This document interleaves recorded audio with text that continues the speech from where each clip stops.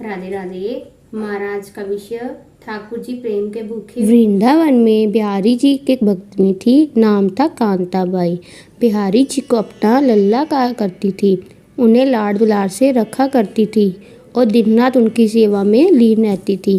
क्या मजाल कि उनके लल्ला को जरा भी तकलीफ हो जाए। एक दिन की बात है, कांताबाई अपने लल्ला को विश्राम कराकर खुद भी तनिक देर विश्राम करने लगी। तभी उसे ज़ोर से हिचकियाँ आने लगी और वह इतनी बेचैन हो गई कि उसे कुछ भी नहीं सूझ रहा था। तभी कांताबाई की पुत्री उसके घर पे आए, जिसका विवाह पास ही के गांव में हुआ था।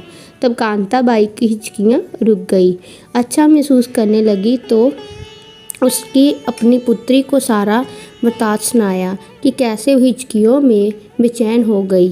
तब पुत्री ने कहा कि माँ, मैं तुम्हें सच्चे मन से याद करी थी, उसी के कारण तुम्हें हिचकियाँ आ रही थी और अब जब मैं आ गई हूँ तो तुम्हारी हिचकियाँ भी बंद हो चुकी।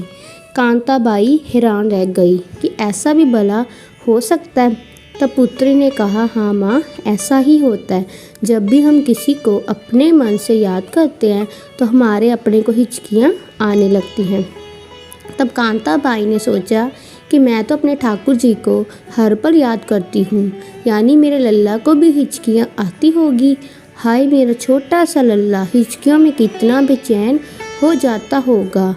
नहीं, ऐसा नहीं होगा, अब से मैंने अपने लल्ला को जरा सा भी परेशान नहीं होने दूंगी। और उसी दिन से कांताबाई ने ठाकुर जी को याद करना छोड़ दिया, अपने लल्ला को भी अपनी पुत्री को ही दे दिया सेवा करने के लिए। लेकिन कांताबाई ने एक पल के लिए भी अपने लल्ला को याद नहीं किया और ऐसा करते करते हफ्ते बीत गए।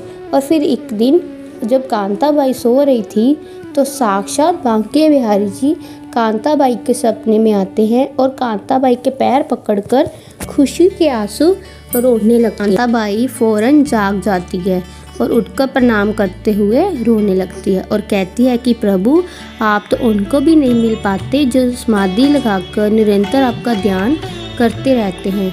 फिर मैं पापी, जिसने आपको याद भी करना छोड़ दिया, आप उससे दर्शन देने कैसे आ गए। तो बिहारी जी मुस्कुराकर कहा, माँ, कोई भी मुझे याद करता है यहाँ तो उसके पीछे किसी वस्तु का स्वार्थ होता है। फिर कोई साधु ही जब मुझे याद करता है तो उसके पीछे भी उसका मुक्ति पाने का स्वार्थ छिपा होता है।